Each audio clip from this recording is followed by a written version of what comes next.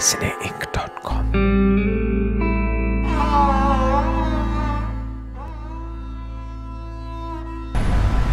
नमस्कार, आदाब। मेरा नाम परवेज़ आलम है और मेरे साथ मौजूद हैं नीरज कुमार साहब, जिनसे बहुत सारे टॉपिक्स पे बात होनी है आज।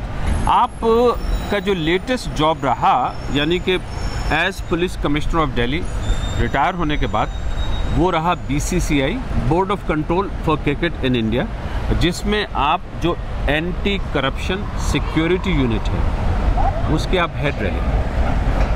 कहीं करप्शन देखने को मिला आपको? बिल्कुल मिला। अच्छा खासा करप्शन देखने को मिला, इसमें कोई शक नहीं है। मतलब किस तरह का करप्शन देखने को मिला?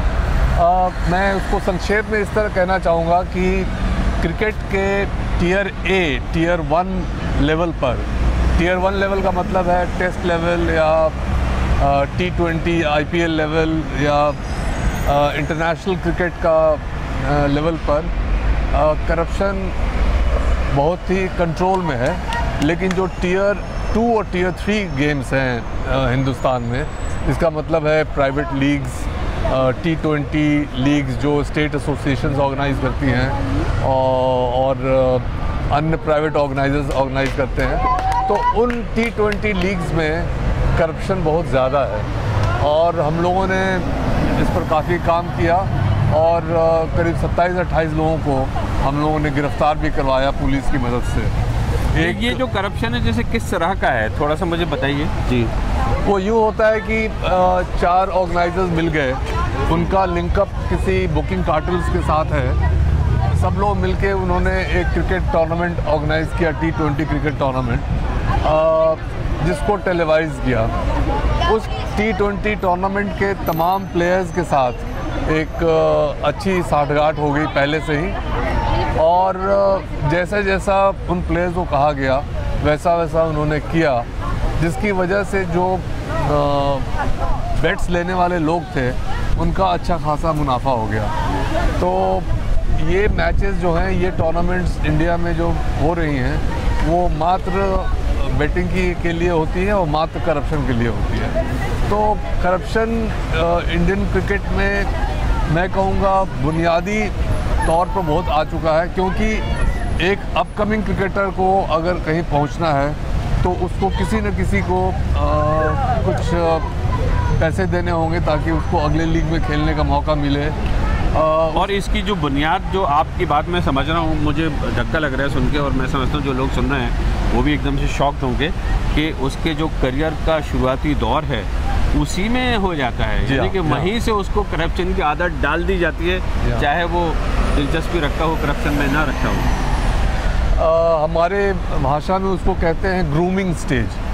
मतलब मैं मान लीजिए एक बुकी हूँ या मैं एक करप्टर हूँ, मुझे किसी क्रिकेटर को कॉम्प्रोमाइज़ करना है या उससे अंडर परफॉर्म कराना है, तो मैं उसको बचपन से ही उसकी मदद करूँगा, उसके साथ मिलकर कुछ गलत करूँगा, और एक बार वो मेरे काबू में आ गया तो जैसे जैसे वो आगे बढ़ेगा अपने करियर में, तो मैं उसका फ़ायदा उठाता चला जाऊँगा। ऐसा पहले भी देखने को मिला है, जबकि सन 2000 में भारतीय क्रिकेट टीम के खिलाफ इंक्वायरी CBI ने की थी, और बहुत बड़े बड़े नाम, जिसमें कि उस समय के कप्तान भी थे। उसमें अजहरुद्दीन का नाम भी आया था, जडेजा भी थे, प्रभाकर भी थे, वगैरह वगैरह, एक लंबी लिस्ट थी। और उसके बाद में फिर एक इंक्वायरी कमीशन भी बैठा था, YV चंद्रचूड़ जी, उसी सिलसिले में हुआ था। जी हाँ, वो कमीशन इंक्वायरी BCCI ने ही बिठाया था, लेकिन उस कमीशन के रिपोर्ट को लोग उससे संतुष्ट नहीं हुए। उन्होंने ये समझा कि जो उम्मीद की जा रही थी उस रिपोर्ट में उतनी गहराई तक बात नहीं हुई। तब CBI को कहा गया कि आप इंक्वायरी कीजिए, और हम लोगों ने जब इंक्वायरी की तो एक बहुत बड़ा एक स्कैंडल सामने आया। वो स्कैंडल क्या था? वो हांसी ग्रोनिया वाला? नहीं, ये अच्छा, वो तो पहले आ चुका था। वो तो एक क्रिमिनल केस था जो दिल्ली पुलिस ने रजिस्टर किया था। ये एक महज इंक्वायरी थी जिसमें ये बात सामने आई थी कि बड़े बुकीज़ जो फिक्सिंग का भी काम करते हैं, वो कैसे क्रिकेटर्स को कम उम्र से कॉम्प्रोमाइज़ करते हैं, उनकी मदद करने के आड़ में उनसे दोस्ती करते हैं, और जैसे जैसे वो क्रिकेटर आगे बढ़ता जाता है फिर उससे फ़ायदा उठाते हैं, और फिर एक क्रिकेटर से जान पहचान हो गई तो 2 क्रिकेटर से और हो जाएगी, और ऐसे ऐसे करके इंटरनेशनल क्रिकेटर तक उनकी पहुंच थी। अच्छा, ये आपने जो इंक्वायरी की थी, मुझे याद है आपकी किताब में पढ़ रहा था, उसमें जिक्र है इस तरह का, एम के गुप्ता नाम का एक फिक्सर होता था, बुकी, उससे मदद मिली? वो उसी ने सब बातें बताई, और वो इस धंधे का पायनियर था। यूँ कहिए कि उसने शुरुआत की थी क्रिकेट में मैच फिक्सिंग, और he was a role model for the rest of the world, rest of the world, क्योंकि उसने उस समय, जबकि टेक्नोलॉजी इतनी आगे नहीं बढ़ी थी, उसने उस समय ये बात समझा था, ये बात समझ ली थी कि वेदर का एक बहुत बड़ा रोल होता है क्रिकेट मैच के आउटकम पर। तो बाकायदा वो अपने गुर्गे भेजा करता था वेस्ट इंडीज़, न्यूजीलैंड, ऑस्ट्रेलिया, और वहाँ से उनसे वेदर रिपोर्ट लेकर तब वो बेट्स लगाया करता था, और वो इन्फॉर्म्ड बेट्स होने की वजह से वो हमेशा फ़ायदे में रहता था। अच्छा, इसके अलावा मुझे याद है आपकी किताब में कहीं इस बात का भी जिक्र है, जो आपने इन्वेस्टिगेशन के बाद में निकाला, कि दिल्ली में भी एक कोई बड़े खिलाड़ी थे और कुछ लोगों को उसने बाकायदगी से आईने में उतार रखा था, और वो एम के गुप्ता साहब के इशारे भी चलते थे। मैं नाम नहीं लेना चाहता उन खिलाड़ियों का, इसलिए कि फिर वो मामला साबित ही नहीं हुआ। एम के गुप्ता का कन्विक्शन हो गया था वैसे? नहीं, इसमें समझने की बात यह है कि कोई केस रजिस्टर नहीं हुआ था, ये एक महज इंक्वायरी थी। क्योंकि आपको सुनकर हैरत होगी कि हमारे देश में मैच फिक्सिंग या चीटिंग इन स्पोर्ट्स को लेकर कोई लॉ नहीं है। इसीलिए ज़्यादातर केसेस जो पुलिस ज़बरन दर्ज करती है, ये कहते हुए कि चीटिंग हुआ है, जो एक आम दर्शक मैदान में गया, उसकी चीटिंग हुई है, इत्यादि इत्यादि, ये स्टैंड नहीं करता कोर्ट्स में, क्योंकि एक स्पेसिफिक लॉ नहीं है। स्पेसिफिक लॉ पार्लियामेंट पर टेबल किया जा चुका है, लेकिन वो कब पारित होगा ये कहना बहुत मुश्किल है। ये तो मतलब कमाल की बात है कि इतना ज़बरदस्त करप्शन आसपास फैला हुआ है, दुनिया मानती है, और उसके बावजूद ऐसा कोई लॉ नहीं है जिसकी वजह से कन्विक्शन हो सके। तो आपने वो जो एम के गुप्ता वाला मामला था, फिर क्या हुआ? कहीं ऐसा तो नहीं वो मुझ पे केस करते हैं कि साहब आप ये क्या कह रहे हैं? आप नहीं, कोई केस वेस नहीं करेंगे। वो चूँकि वो बच गए, इसी के लिए वो बहुत शुक्रगुजार हैं, और वो छुप कर बैठे हैं तब से। लेकिन उसका फ़ायदा एक ये हुआ कि कई दिग्गज प्लेयर्स जो करप्शन से लिप्त थे, उन लोगों का क्रिकेट करियर ख़त्म हो गया, और उनके नाम आपको पता ही है। जी, बिल्कुल वो हुआ। और उसके बाद में मुझे लगता है कि शायद यही सबसे बड़ी सज़ा है कि खिलाड़ी के लिए, बाकी तो और कुछ हुआ नहीं। सबसे बड़ी सज़ा यही है, और ये पूरे विश्व में देखा गया है कि ज़्यादातर जो सबसे बड़ा पनिशमेंट एक क्रिकेटर को मिलता है, वो जेल नहीं, वो और कुछ नहीं, वो ये होता है कि वो क्रिकेट फिर उसके बाद खेल ही नहीं पाता, उसका करियर ख़त्म हो जाता है। बहुत सारे खिलाड़ियों के करियर तबाह हुए। यहाँ पे पाकिस्तान के खिलाड़ी थे आमिर, कुछ साल पहले उनका मामला आया था, जिसमें यह था कि किस तरह से स्पॉट फिक्सिंग करते हैं वो, और उसके बाद में हालांकि अब उनकी वापसी हो गई। इसी तरह से भारत में भी हुआ। खैर, अब मैं एक थोड़ी सी दुखती रख पे हाथ रखना चाहता हूँ नीरज भाई, कि इतना ज़बरदस्त करप्शन हम सब जानते हैं, पब्लिक को भी इस बात का अंदाज़ा है कि कहीं कुछ है मामला। अमेज़ॉन ने अपनी ओरिजिनल जो टीवी ड्रामा सीरीज़ है पहली, वो इसी सब्जेक्ट पे की, और इनसाइड एज, जिसका नाम है फरहान अख्तर और रितेश सिद्धवानी ने उसको प्रोड्यूस किया। ऋचा चड्ढा हैं, विवेक ओबरॉय हैं वगैरह, अंगद बेदी हैं उस कास्ट में। मैंने वो पूरी सीरीज़ देखी, इंटरेस्टिंग है, बड़ी अच्छी है। और उसमें बहुत सिस्टमेटिक तरीके से उन्होंने दिखाया कि IPL का तो मैंने नाम नहीं लूँगा, उन्होंने अपने ड्रामे में दिखाया फिक्शन कोई पावर लीग है, उसमें किस तरह से करप्शन होता है। तो हर आदमी से पूछ लीजिए भारत में या भारत से बाहर, वो ये कहते हैं कि मामला तो बहुत गड़बड़ है कहीं ना कहीं। और उसके बावजूद आप एक यूनिट के हेड भी रहे हैं, और अभी आपकी बात सुनकर मुझे लग रहा है कुछ भी नहीं हुआ। नहीं, ऐसा नहीं है, इसमें कई सारे पहलू हैं। सबसे पहली बात तो मैं ये कहना चाहूँगा कि ये कहना कि आम जनता समझती है कि IPL में या T20 लीग्स में बहुत ज़्यादा करप्शन है, ये मैं सच नहीं मानता। इसलिए कि पिछले कुछ सालों में जो क्रिकेट का अटेंडेंस इन मैचेस में जो अटेंडेंस रहा है, और इससे जो रेवेन्यू आ रहा है, वो दिन दुगना रात चौगुना बढ़ता चला जा रहा है। नहीं, मैंने सुना 2018 ने सारे रिकॉर्ड तोड़ दिए। ये सारे रिकॉर्ड तोड़ दिए। पिछले साल के से 3 गुना ज़्यादा इस साल रेवेन्यू आया है और 3 गुना ज़्यादा इस साल अटेंडेंस भी रहा है। तो मतलब आपकी बात से तो ऐसा लग रहा है जैसे पब्लिक को करप्शन बहुत अच्छा लग रहा है। नहीं, मैं ये नहीं कह रहा कि करप्शन बहुत अच्छा लग रहा है। मैं ये कहना चाहता हूँ कि पब्लिक को शक तो है कि इसमें करप्शन हो सकता है, लेकिन उनको ये विश्वास नहीं है कि ये पूरी तरह से करप्ट है। पहली बात तो ये है। दूसरी बात ये है कि जो उनका ये सोचना है वो कई हद तक सही है, क्योंकि करप्शन टॉप लेवल के में बहुत ही कम या समझ लीजिए ज़ीरो के बराबर है। ये मैं बीसीसीआई को छोड़ चुका हूँ और मुझे बीसीसीआई की तरफदारी करने की या उसकी तरफ से बोलने की कोई ज़रूरत नहीं है, लेकिन जो मैंने देखा है वो मैं आपके सामने रख रहा हूँ। तो टियर 1 गेम्स जो टॉप लेवल के गेम्स हैं उसमें करप्शन नहीं है, और उसका एक मेन कारण ये है कि टॉप लेवल के क्रिकेटर्स को ये बात समझ में आ गई है कि अगर उन्होंने ज़रा भी चूक की तो उनका क्रिकेटिंग करियर ख़त्म हो जाएगा। लेकिन नीचे के लेवल्स पे है। हाँ, लेकिन मैंने कहा टियर 2 टियर 3 आपने एक बात की। मैं एक थोड़ा सा इंसिडेंट और हुआ था, और वो भी आप ही के कार्यकाल में हुआ था जब आप पुलिस कमिश्नर होते थे दिल्ली में।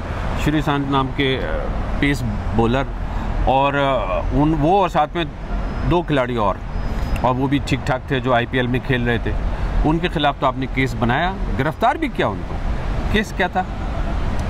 केस ये था कि एक बड़े ही ऑर्गेनाइज तरीके से बेटिंग में फिक्सिंग चल रहा था पूरे हिंदुस्तान में, और 2013 में कुछ बुकीज़ ऐसे थे जिन्होंने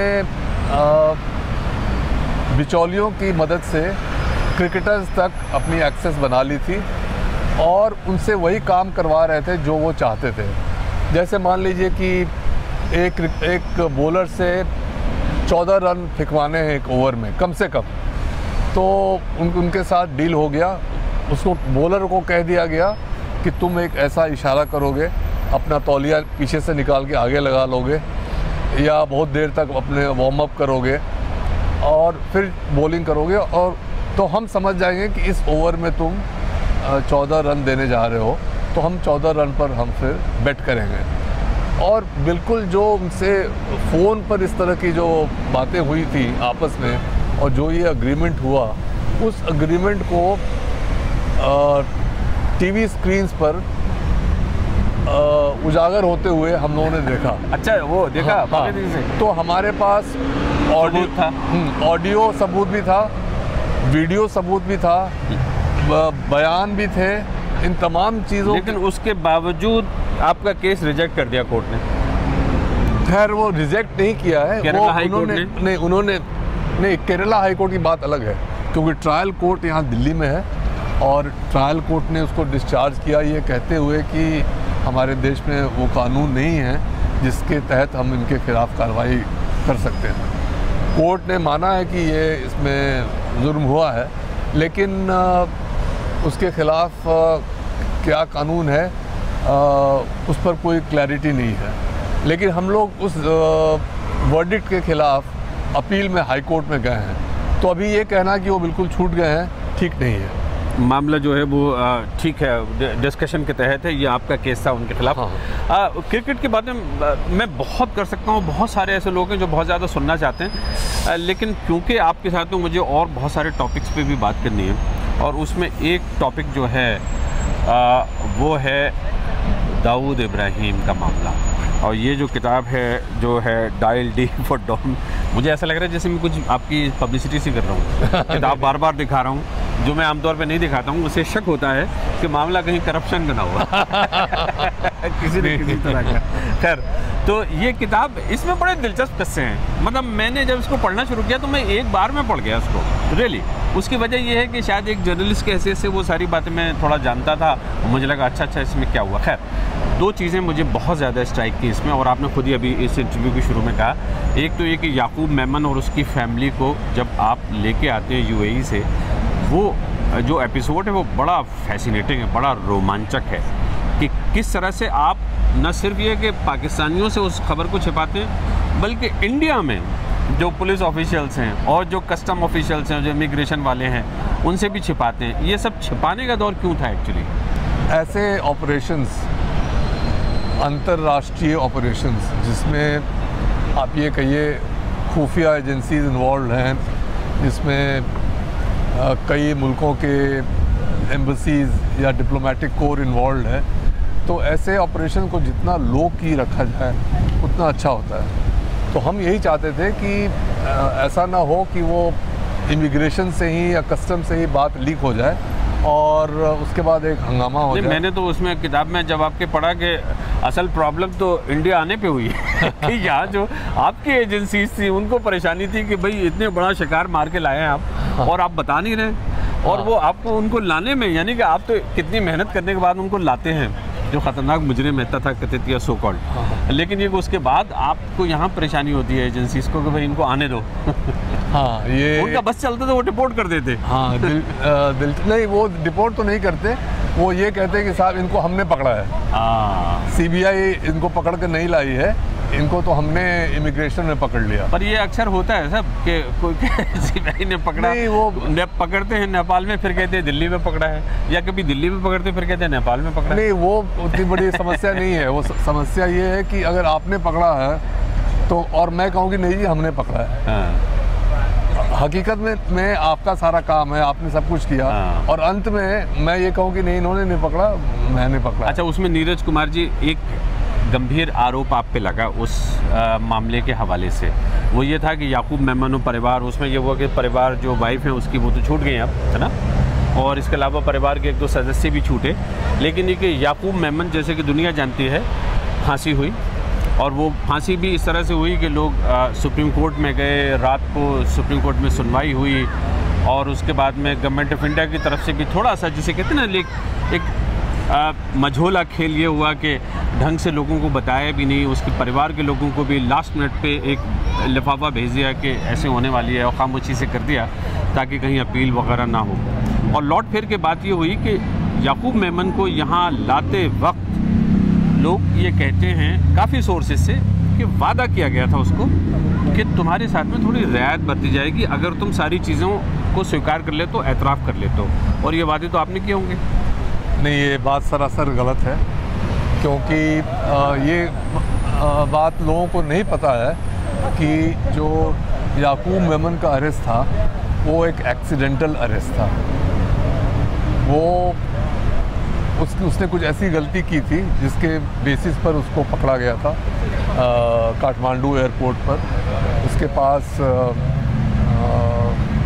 कुछ उसके सूटकेस में कुछ चाबियां थी, उन चाबियों की शक्ल एक बंदूक किस्म की बनी, तो नेपाल पुलिस के लोगों को ये शक हो गया कि इसमें शायद गन ना हो, तो उन्होंने खोला तो बहुत सारे पासपोर्ट वगैरह वगैरह मिले, तो वो समझ गए कि ये उन पासपोर्ट्स के बेसिस पर कि ये तो याकूब मेमन है। और फिर उसी ने बताया कि ऐसे ऐसे हमारी फैमिली कराची में है और अब दुबई आना चाहेगी, और दुबई से फिर अगर उनको परसुएट किया जाए तो वो, तो पहली बात तो मुझ पर कभी कोई आरोप नहीं लगा, और दूसरी बात लोग ये कहते हैं कि वादा किया गया था सीबीआई की तरफ से। उनकी तरफ से ये गलत है, क्योंकि तो सीबीआई में तो आप ही थे उस वक्त। ये गलत है क्योंकि वही तो मैं कह रहा हूँ कि उसको अगर लाने के पहले ये एक समझौता होता कि तुम आ जाओ और हम तुम्हें ये रियायत करेंगे, वो रियायत करेंगे, तो बात अलग थी। यहाँ तो वो पकड़ा ही जाता है एक एक्सीडेंट के तौर पर, जो जिसका डिटेल्स मैंने बताया, और इसलिए ये कहना सरासर। तो आप ये कह रहे हैं कि किसी तरह के कोई वादा वगैरह नहीं किया गया था? बिल्कुल नहीं किया गया था। परिवार के साथ भी नहीं किया गया था? बिल्कुल नहीं। वो सब अपनी मर्जी से आए थे? बिल्कुल बिल्कुल। तो वो अपनी मर्जी से क्यों आ गया अचानक मरने के लिए? वो इसलिए कि वहाँ वो पाकिस्तान में वो खुश नहीं थे, पाकिस्तान में उनकी आइडेंटिटी बदल दी गई थी, उनको समझ लीजिए एक सेमी कैप्टिविटी में रखा जा रहा था, उन पर हमेशा नज़र होती थी, और जो सबसे ज़्यादा उनको तकलीफ़ थी इस बात की थी कि वो एक दूसरे को अपने रियल नाम से नहीं पुकार पाते थे, और एक नाटकीय ज़िंदगी जी रहे थे। उन्होंने कहा कि बेहतर ये हुआ कि हम अपने मुल्क में जाके मरें, बजाय कि पाकिस्तान में। मतलब वतन परस्ती तो उनमें भी थी। बिल्कुल, बिल्कुल। बड़ी दिलचस्प बात है। बिल्कुल। तो कमाल की बात निकल के आती है कि देखिए, हाँ, हमारे तो अपने वो जो दुष्यंत कुमार वाला है। खैर, यहाँ पे दाऊद इब्राहिम की बात कर लेते हैं। दाऊद इब्राहिम एक ऐसा फैसिनेटिंग कैरेक्टर है जो हिंदुस्तान में, जिसे कहते हैं, जो भी आज़ाद हिंदुस्तान है, शायद मोस्ट वांटेड क्रिमिनल कह सकते हैं इंडिया के पॉइंट ऑफ व्यू से। बिल्कुल, नॉट सिर्फ इंडिया के पॉइंट ऑफ व्यू से नहीं, पूरे विश्व के पॉइंट ऑफ व्यू से। रियली? आपको बताइए कि यूएन ने, यूनाइटेड नेशंस ने उसको one of the most wanted criminals declare किया हुआ है और $10 मिलियन का उस पर रिवॉर्ड है। हाँ, वो तो है। तो, अच्छा, और उसकी आपके साथ में, आपकी उसके साथ में बातचीत हुई और आपने इसी तरह से, जैसे कि याकूब मेमन वगैरह बाद में आते हैं, ये कोशिश उसके साथ में भी की थी कि वो भी आ सके भारत? जी हाँ, वो कोशिश हुई थी क्योंकि उसका एक बहुत करीबी दोस्त था जिसको हम लोगों ने पकड़ा था, मनीष लाला, और उसने ये बताया था कि उनके सरगना यानी दाऊद भाई इंटरेस्टेड होंगे वापस आने में। और मनीष लाला के बारे में आप ये कहते हैं अपनी किताब में कि वो उनके लॉ मिनिस्टर थे। बिल्कुल। डी कंपनी के लॉ मिनिस्टर थे। तो अच्छा। वो कहते हैं कि उन्होंने कभी ये इच्छा जाहिर की थी कि मैं वापस हिंदुस्तान आना चाहूँगा। तो मनीष लाला ने मुझे कहा कि अगर आप उनसे बात करेंगे तो शायद वो मान जाए वापस आने के लिए। तो इस सिलसिले में मनीष लाला ने ही मेरी बात दाऊद से करवाई और ये मेरी बातचीत उनसे 3 दफ़ा हुई, लंबी बात हुई। और वो आपने रिकॉर्ड की? हाँ जी हाँ, वो रिकॉर्ड। और मैंने ये भी सुना है कि वो आप ही ने नहीं, वो दाऊद इब्राहिम ने रिकॉर्ड की। हाँ, जब मैं रिकॉर्ड कर रहा था तो मैंने उसको बता दिया, इनफैक्ट मनीष लाला ने बता दिया कि यहाँ पर सब रिकॉर्ड हो रहा है। तो उसने कहा कि घबराओ मत, मैं भी रिकॉर्ड कर रहा हूँ। ये मुझे सबसे दिलचस्प लाइन लगती है कि दाऊद इब्राहिम कह रहे हैं कि साहब मैं भी रिकॉर्ड कर रहा हूँ अपने रिकॉर्ड के लिए। जी हाँ। कितना ऑर्गेनाइज मामला है। तो ये 3 बार आपकी बात हुई। एक बार आपकी बात मतलब हुई बहुत छोटी सी, जिसके बारे में सुनने को मिलता है, और वो ये कि जब आप रिटायर हो रहे थे as police commissioner of Delhi, Neeraj Kumar, उनके पास अचानक एक फ़ोन आता है। आपको नहीं पता ये फ़ोन कहाँ से आया, आप उठाते हैं, क्या आवाज़ आती है? आवाज़ जहाँ तक मैं समझता हूँ वो दाऊद इब्राहिम की थी। उसने ये कहा कि क्योंकि उसी समय ये 2013 स्पॉट फिक्सिंग केस हुआ था और उस स्पॉट फिक्सिंग केस को भी हम लोगों ने ट्रेस किया था, उसके बैकवर्ड लिंकेजेस को। ये जिसमें नाम आया था इनका श्रीशांत वगैरह का? जी हाँ, उसके बैकवर्ड लिंकेजेस जो थे वो दाऊद इब्राहिम तक थे। उसकी कुछ बातचीत भी रिकॉर्ड की गई थी। तो जब उसका नाम उजागर किया गया तब उसने ये फ़ोन किया कि भाई अब तो आप रिटायर होने जा रहे हो और अभी तक मेरे पीछे पड़े हुए हो, कब मेरा पीछा छोड़ोगे? अब तो छोड़ दो। अब तो मेरा पीछा छोड़ दो, ये दाऊद इब्राहिम ने आपसे कहा। जी हाँ। आपके रिटायरमेंट पे आपको एक और तोहफा दिया एक तरह से। ये भी एक बात बताइए, ये कुछ ऐसी रिलेशनशिप अक्सर हमने फिल्मों में बहुत देखी है कि जो जिसके पीछे आप भाग रहे हैं, यानी जो चोर है, जो क्रिमिनल है, और ये जो चेस कर रहा है, जो डिटेक्टिव है, तो कोई किसी न किसी तरह का एक कैट एंड माउस टाइप का गेम, कुछ रिश्ता सा बन जाता है। ऐसा होता है? मैं समझता हूँ कि ये बात सच है। नफरत भी करते हैं और इज्जत भी करते हैं शायद। नफ़रत मैं नहीं समझता कि करते हैं, वो इज़्ज़त इसलिए करते हैं कि अगर आप जो ये गेम है उसको अगर आप फेयरली खेलें और इसमें कोई किसी किस्म की धोखेबाजी या किसी और तरह की चीज़ ना करें, तो फेयरली अगर खेलेंगे तो ज़्यादातर गैंगस्टर्स वो समझते हैं कि पुलिस का अफसर है, वो अपनी ड्यूटी कर रहा है और उसकी ड्यूटी है हमें पकड़ना। तो इसमें और हमारी ड्यूटी है कि हम भागें। तो इसलिए उसको कोई इससे रंजिश नहीं होती है।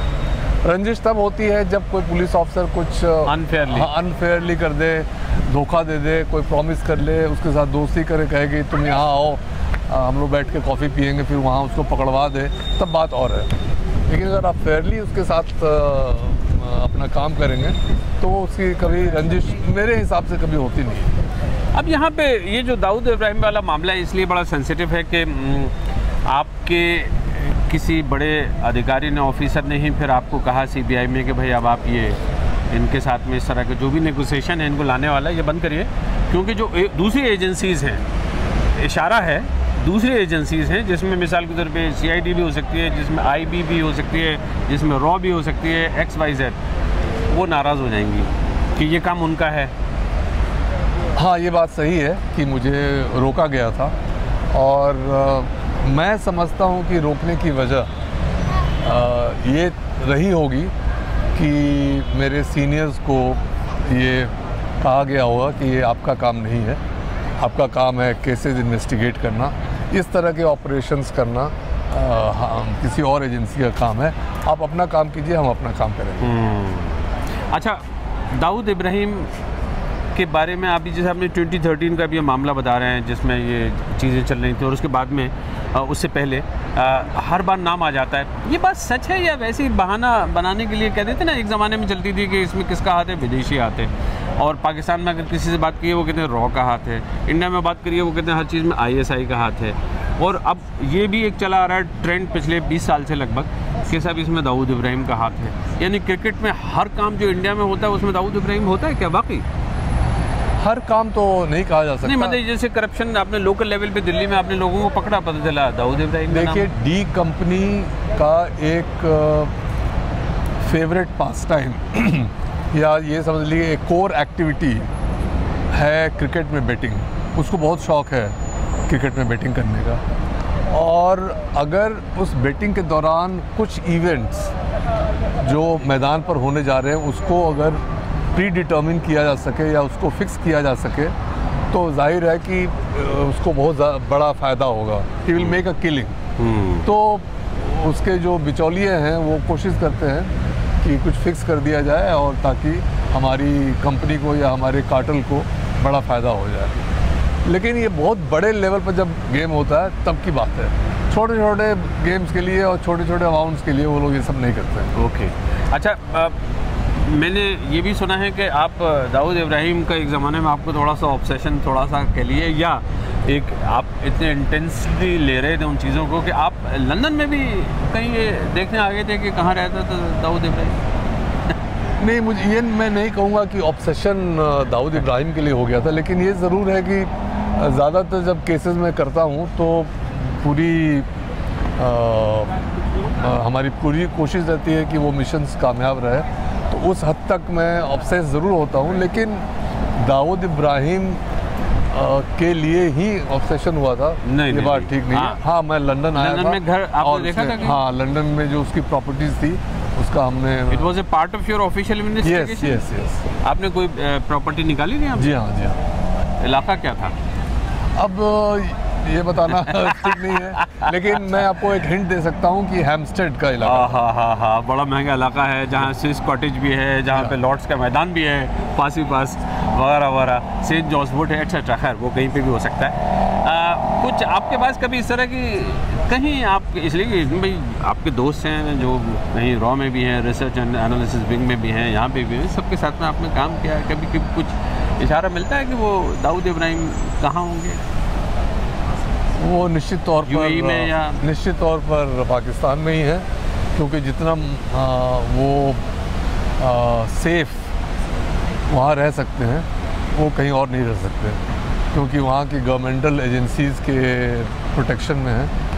तो जिन्होंने उनकी पूरी आइडेंटिटी बदल दी है। अच्छा, आइडेंटिटी बदल दी है? जैसे क्या बदल दी? नाम बदल दिया, पेरेंटेज बदल दिया, डॉक्यूमेंटेशन, ड्राइविंग लाइसेंस बदल दिया। शक्ल वगैरह तो नहीं बदली? नहीं, कुछ लुक्स भी बदले हैं, लेकिन ऐसा नहीं कि कोई प्लास्टिक सर्जरी करवाया गया हो या कुछ और करवाया हो गया। तो वहीं पर वो सबसे ज़्यादा अपने को सेफ समझते हैं, तो इसलिए वो वहीं रहेंगे। जैसे आपके ज़माने में कोशिश हुई थी कि उसको लाएं यहाँ पे, उसका ट्रायल हो, कन्विक्शन हो, अब वो कोशिश है कहीं या बिल्कुल ही छोड़ दिया मामला के? नहीं, मुझे जहाँ तक लगता है कोशिश अभी भी जारी है, और सरकार की हमेशा ये कोशिश रहेगी कि उसको पकड़ा जाए और उसको यहाँ लाके उसका ट्रायल किया जाए। तो ये इस कोशिश में कभी कोई ढील नहीं दी जाएगी। आप आपका जो ये लास्ट वाक्य था, जुमला सुन के बिल्कुल ऐसा लगा जैसे अभी भी आप पुलिस कमिश्नर हैं। बड़ा अच्छा सरकारी जमा जमाया। नहीं, ये मुझे चूँकि कुछ अंदरूनी खबर है तो उसके आधार पर मैं ये कह रहा हूँ। हाँ, अब ये बात आई, देखिए इसके बाद में जो ये जुमला आया इससे वजन हो गया कि हाँ कुछ ऐसी बात है। अब वो दाऊद इब्राहिम का फिर से फ़ोन ना आए कि आप रिटायर हो गए, मुझे छोड़ो, मेरा जिक्र छोड़ो। एक बहुत ही जो सीरियस टॉपिक है वो लास्ट के लिए मैंने रखा हुआ है, और वो है 2012 16 दिसंबर, दिल्ली में सर्दी का मौसम है। मैं वहीं था दिल्ली में उस वक्त जब ये वाक़या होता है। आप पुलिस कमिश्नर थे और वो रेप एक लड़की का 23 साल की जो फिज़ियोथेरेपी का कोर्स कर रही थी, उसको एक बस में, जो पब्लिक ट्रांसपोर्ट की बस है, उसमें उसको जब रेप होता है, जो बलात्कार होता है, वो इतना तकलीफ़देह था कि पूरी दुनिया हिल के रह गई थी। दिल्ली में सड़कों पे हज़ारों के तादाद में लोग उतर आए थे, जल से जुलूस हो रहे। तो आप पुलिस कमिश्नर थे, खबर आपको कब मिली थी? तब उसी रात को मिल गई थी जब ये वाक़या हुआ था। आपको अंदाज़ा था कि ये कोई बहुत गंभीर वाक़या हो गया है? मुझे बताया गया कि बहुत गंभीर वाक़या है, इसलिए मैं मौके पर भी गया, मैंने सब सुपरवाइज़ भी किया। 16 दिसंबर? जी हाँ। और उसके बाद हर स्टेप पर मैंने केस को बहुत क्लोजली सुपरवाइज़ किया, लेकिन मैं अपने उस कंट्रीब्यूशन को सबसे ज़्यादा अहमियत देता हूँ जो मैंने बतौर पुलिस कमिश्नर किया, कि अपने लोगों को जो इस केस पर काम कर रहे थे उनको बाकी दुनिया से इंसुलेट करके रखा। जितना भी अटैक हुआ पुलिस पर, मीडिया की तरफ से, पॉलिटिकल लोगों की तरफ से, पब्लिक ओपिनियन की तरफ से, उस सब को मैंने अपने ऊपर झेला। मैंने उसको आगे फिल्टर होके जाने नहीं दिया। तो इससे ये हुआ कि हमारी टीम जो काम कर रही थी, उन्होंने आराम से काम किया और 72 घंटे के अंदर सारे अक्यूज़ पकड़कर कानून के सामने खड़े। और फिर बाद में जैसे कि आपने कहा उनका सबका कन्विक्शन भी हो गया। एक लेवल पे कह सकते हैं कि बड़ा एक कामयाब इन्वेस्टिगेशन थी, और बल्कि वो ट्रेंड सेटर हुई वो शायद वो इन्वेस्टिगेशन कि बाज़ जगहों पे या अब भी जब कुछ होते हैं तो उसी प्रोटोकॉल को लोग फॉलो करते हैं। जी हाँ, ये तो मतलब एक अच्छी बात है जो आपके लिए जाती है। पर नीरज कुमार जी, उस ज़माने में भी और उसके बाद बार बार रेप के इतने इंसिडेंट्स रिपोर्ट होते हैं। एक रॉयटर्स कहती है कि तकरीबन 19,000 के आसपास बच्चों के ख़िलाफ़ जो हिंसा की वारदात हुई हैं जिसमें कि सेक्सुअल एलिमेंट है, इतने रिपोर्टेड हैं। इधर जो क्राइम ब्यूरो जो आपका ख़ुद कहता है कि अब से यानी 5 साल पहले के जो रिकॉर्ड हैं तकरीबन 25,000 साल में रेप चौथा सबसे बड़ा क्राइम है जो औरतों के ख़िलाफ़ भारत में होता है। वर्ल्ड कैपिटल कहीं लोगों ने कहना शुरू कर दिया भारत को। एक अभी रिपोर्ट आई उसमें है कि औरतों के लिए अगर कोई सबसे ज़्यादा अनसेफ गैर महफूज जगह है वो भारत है। मतलब इस तरह की चीज़ें, ये क्या हो रहा है? मेरे हिसाब से ये बात बहुत बढ़ा चढ़ा के बताई जा रही है।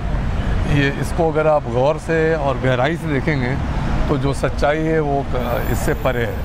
सच्चाई क्या है? सच्चाई ये है कि रेप्स पूरे विश्व में हो रहे हैं, और अगर आप उसकी सिर्फ संख्या देखें, हो सकता है कि भारत में संख्या इंसिडेंट्स की ज़्यादा हो, लेकिन अगर उसको आप पॉपुलेशन से को रिलेट करें पर 1000 या पर लाख या जो भी, तो आप पाएंगे कि वो बाकी मुल्कों से कम है। दूसरी बात ये है जो लोग नहीं समझते हैं, वो ये है कि रेप्स जो हैं पब्लिक स्पेसेस में ये ज़्यादातर नहीं होते। 97% cases take place in private spaces by people who know the victim, जो परिवार के सदस्य भी हो सकते हैं और जानकार भी हो सकते हैं। उसके बारे में कोई चर्चा नहीं करता। कोई ये नहीं कहता कि उनको ये चीज़ कैसे रोका जाए, कैसे उनको बचाया जाए इत्यादि ऐसा। और मैंने बताया 97% है। जो 3% केसेस जो पब्लिक स्पेस में होते हैं, मैं ये नहीं कहता कि उसको अहमियत नहीं देनी चाहिए, बहुत अहमियत देनी चाहिए। ये जो घटना थी 16 दिसंबर की, बहुत ही खौफनाक और बहुत ही दर्दनाक घटना थी। इसकी जितनी भी निंदा की जाए वो कम है, लेकिन अगर हम सिर्फ उसको इस तौर पर देखेंगे कि ये लॉ एंड ऑर्डर का विषय है केवल, तो ये भी गलत है। ये लॉ एंड ऑर्डर का, ये किस चीज़ का विषय है फिर? ये एक मानसिकता की बात है। जब भी कोई एक रेप होता है लोग कहते हैं फांसी पे लटका दो, फांसी कर दो, कानून बदल दो, ये कर दो। तो मैं यही तो कह रहा वर्मा 16 दिसंबर का जो आपका रेप वाला मामला है जिसकी आपने बात बताई, जो आपके ज़माने में हुआ, उसके बाद में कानून बदल दिया गया, नहीं कानून सख्त कर दिया गया। कानून इसलिए बदला गया कि कानून में बहुत सारी कमियां थी, वो भी कमियां दूर हो गई। हाँ, वो कमियां दूर हो गई हैं और बहुत उसमें घटनाएं बढ़ी हैं चूँकि वो कमियां दूर कर दी गई। जैसे फॉर इंस्टेंस स्टॉकिंग, एक आदमी एक लड़की को स्टॉक कर रहा है, उसका पीछा कर रहा है और उसको छोड़ नहीं रहा है, उसकी कोई लॉ नहीं था। जस्ट लाइक कि फिक्सिंग का कोई लॉ नहीं है, तो वैसा कोई लॉ नहीं था। अब उसका एक लॉ है तो उसको पकड़ा जा सकता है। या हैरेसमेंट जो टेलीफोन पर या नेट पर या अन्य तरीके से, वो ठीक है, लेकिन मैं ये कह रहा हूँ कि घटनाएं बढ़ रही हैं, मतलब लॉस दिन ब दिन सख्त से सख्त हो रहे हैं और दूसरी तरफ घटनाएं बढ़ रही हैं और जो भी करने वाले लोग हैं उनको इस बात का डर भी नहीं है। पॉलिटिशियन जो है, माफ़ कीजिएगा सब, हर बार मैं ये सुनता हूँ जब भी कुछ होता है ना उसको लटका दो। और बड़े बड़े पॉलिटिशियन का नाम गिना सकता हूँ मैं, अडवाणी जी से लेके सुषमा स्वराज जी से लेके कांग्रेस पार्टी के बहुत सारे ऐसे लोग मिल जाएंगे जो ये होता है कि मतलब खाल खींच लिए, उल्टा लटका दिए, मौत की सज़ा दे दी, फांसी दे दी, ये सब कह के एक बार नारेबाजी होती है और फिर मामला थम जाता है। क्या ये हल है लटकाने का? वो मैंने अभी बात कही कि ये मसला मात्र लॉ एंड ऑर्डर का नहीं है, ये कहीं बड़ा मामला है और ये मानसिकता का इत्यादि है। तो उस बात की सुनिए, उस बात की आपने अभी पुष्टि की। पुष्टि कैसे की कि आपने कहा कि कानून भी सख्त कर दिए गए, मौत का नहीं है, हाँ, और सेंटेंस भी कर दिया गया, लेकिन उस पर फ़र्क नहीं पड़ा। तो इसका मतलब है कि कानून से या स्ट्रिक्टर लॉज से या स्ट्रिक्टर इन्फोर्समेंट से आप रेप को नहीं रोक सकते। मैं इसीलिए इंटेलेक्चुअल लेवल पे नीरज कुमार से ये जानना चाहता हूँ कि जिन्होंने इसको देखा है कि आखिर फिर क्या वजह है कि देश का जो नेता है या पॉलिटिशियन है या जो भी है वो हमें एक दूसरे इश्यूज़ की तरफ उलझा देता है। वो हमसे ये नहीं कहता कि आइए बैठिए मिलके थोड़ा समाज को ज़रा सुधारें। देखिए, ये मैं इसलिए कह रहा हूँ, कठुआ का रेप का वाक़या हुआ जिसके बारे में आप जानते हैं, ठीक है, एक बच्ची थी जिसके साथ में हुआ, एक धर्म की थी, दूसरे धर्म के लोग उसमें कहीं ना कहीं शामिल थे। उसमें एक एलिमेंट ये आ गया था कि जो पॉलिटिशियंस थे उन्होंने वो इन्वेस्टिगेशन होने से रोका। अभी एक हाल में मंदसौर में वाक़या होता है, वही हिंदू मुसलमान की एक टेंशन पे से निकल आ जाती है। तो अब पॉलिटिशियन जो है देश का, वो इसको हिंदू और मुसलमान के अलग से देखता है, रेप को भी। मैं यही आपसे कहना चाहता हूँ, यही आपसे गुजारिश कर रहा हूँ कि पॉलिटिशियन या अन्य लोग जो हैं उनका सिर्फ हिंदुस्तान में ही नहीं, पूरे विश्व में जो कोर मुद्दा होता है, जो एक्चुअल इशू होता है, उसको हमेशा ऑब्फस्केट करते हैं, उससे हमेशा अलग हटकर लोगों को डाइवर्ट करते हैं। जो रियल कोर इशूज़ है उस पर कभी कोई जाना ही नहीं चाहता। तो वो यही कहेगा कि साहब यहाँ की पुलिस बकवास है, यहाँ की लॉज कमज़ोर हैं, ये कर दो, फांसी पर चढ़ा दो, इत्यादि इत्यादि।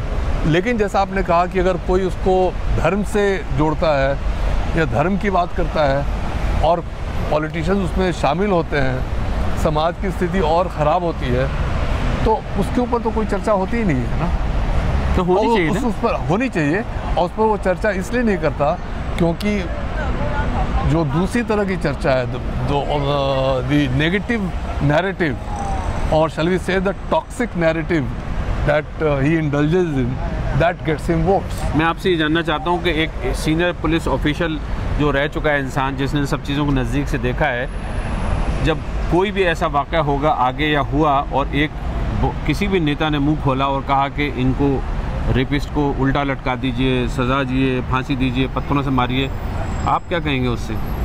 देखिए, मेरे पहली बात तो मेरे कहने या नहीं कहने से कोई फ़र्क नहीं पड़ता, लेकिन अगर शहरी की हैसियत से किसी पब्लिक फोरम पर अगर मेरी बात होगी उनसे, तो मैं यही कहूँगा कि आपके ये कहने से किसी पर कोई असर नहीं पड़ने वाला कि उल्टा लटका दो या मार दो या शेर के सामने या किसी के सामने फेंक दो।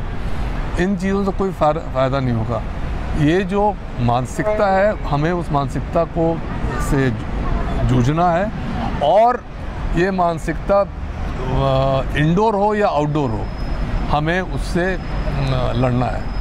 और क्यों एक ऐसे कई माहौल ऐसे होते हैं, कई इन्वायरमेंट्स ऐसे होते हैं जहाँ पर लोग ये नहीं समझते, रेप की ज़रूरत महसूस नहीं होती किसी को, और क्यों ऐसे इन्वायरमेंट्स हैं जहाँ पर लोगों में वो वहशीपना होता है कि उनको किसी के साथ ज़बरन रेप करना पड़े।